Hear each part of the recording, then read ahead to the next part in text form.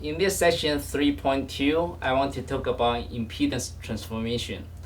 Previously, we dealt with characteristic impedance, which is the basic parameter of a transmission line. We also dealt with the low impedance, but sometimes we need to know the impedance at certain location of the transmission line. For example, this is transmission line, and the characteristic impedance of this line is Z0 and low impedance is ZL. And sometimes we need to know the input impedance from this point down to the low, but behind this transmission line, you could be connected to a different transmission line with a characteristic impedance equal to Z prime 0. And so we need to know the input impedance here to calculate the reflection coefficient from this point or from this point. If I know the input impedance of this transmission line at this point, I can simplify this configuration to this one and then use the formula we had before to calculate the reflection coefficient for the voltage or for the current. So this session is all about calculating the input impedance of a transmission line at a particular point. And so let's look at the transmission line. Again, we are interested in calculating the input impedance at this location, Z equal to minus L from the low position. And we already know the general solutions of the voltage and current on this line. So you just put this Z equal to minus L into the general solution, and you end up having these two expressions for the voltage and current. And you also know the definition of the impedance, which is the total voltage over the total current. So you just do the ratio and then finally come up with this expression. And you see sine, cosine here that are organized from those complex exponentials. And the form look a little bit complicated, but the only thing you need to know now is that this input impedance is a function of sine and cosine, and they are periodical functions. So there will be a periodicity associated with this impedance. And now we want to utilize this expression to understand the impedance at a certain point on some transmission line. For example, the first example I want to tell you is to have an open circuit termination on a transmission line. And I want to see the impedance at different locations on this line. And let's pick up this formula we just derived a while ago and then put down ZL equal to infinite into this expression. And the rest terms are going to be quite small compared with the low impedance. So you just take out the small terms, and then finally you have the cancellation of ZL here and ZL here. And finally, the input impedance for the open circuit line is given by this expression. It's a pure imaginary number, and there's a minus sign in front of it. And this is the cotangent beta L. Now, if I plot the function as a function of L, I'm going to end up having this figure. And those blue lines are cotangent beta L. So you can see that at certain locations, the input impedance also reach infinite. And the blue line repeat themselves with a periodicity of half pi, pi over 2, half wavelength. And also the value of those blue line runs from minus infinite to positive infinite. And for this positive GA value, we call this inductive reactance. And for the value with minus GA, we call this the capacitive reactance. And so imagine that you walk down this line toward the generator. The generator is in this direction. So you walk down this line toward the generator.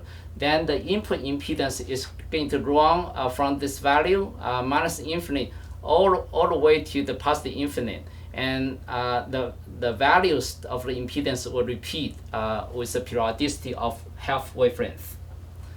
Now let's look into the second example by having a short circuit at the end of the line, and with ZL equal to 0 for the short circuit, then you put this into this expression.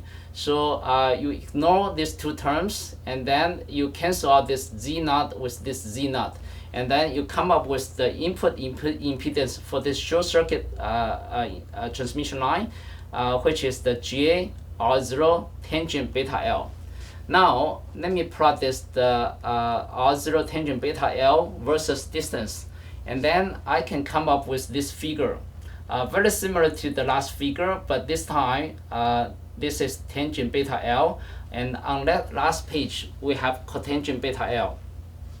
And again, you see that the patterns of the curve also repeat every half wavelength. For example, here you have a short circuit, but if you move yourself along this direction for half wavelength, you're going to have an input impedance equal to the 0 again, also short circuit at this half wavelength location. And then you continue to walk for another half wavelength, then your input impedance is going to be equal to 0 again. And also that the whole range of the value can be between minus infinite and past the infinite. So a short circuit or open circuit transmission line can provide you any value of the impedance if you choose the certain location of the line for your calculation. And this is really good for doing so-called impedance matching, and we are going to discuss this part a little bit later. And before I close this session, I want to tell you there's a very good application on the short circuit and open circuit transmission line. In general, we want to know the transmission line with certain properties. But before doing the calculation, we need to know a few things. For example, we need to know the characteristic impedance. For example, we need to know the propagation constants. For the rest, the length can be measured by a ruler, for example, but somehow you need to know the characteristic impedance and also the propagation constant to start with some analysis.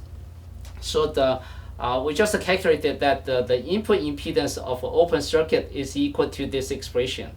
And for the short circuit input impedance, the value is equal to this expression. And mathematically, you also know that the multiplication of this cotangent and this tangent is going to give you 1. And let's just do the multiplication. So if you do the multiplication together, you end up having the characteristic impedance equal to the square root of this multiplication. So this offers a convenient way for you to determine the characteristic impedance of a transmission line by measuring the input impedance of open circuit and short circuit of the same line. And also, if you take a ratio of these two impedance, you end up having tangent beta L equal to the two measured values, and put the minus sign in front of it, and if you take a square root of it, then you know the tangent beta L. And so those impedance are some parameters that you can measure experimentally. So from this measurement, you can determine the propagation constant, because L is the length, it can be measured by you as well. And then you can also deduce the characteristic impedance from the measurement. So finally, let me summarize a little bit for this session. The impedance of the transmission line is a function of position. So in this session, we learned about calculating the impedance by transforming the impedance at the low, and the impedance of the transmission line will repeat with the same value every half wavelength. That is because of the sending wave pattern on the transmission line.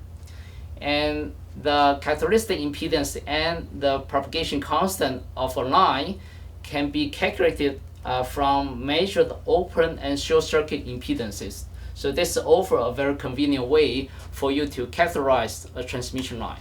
Thank you.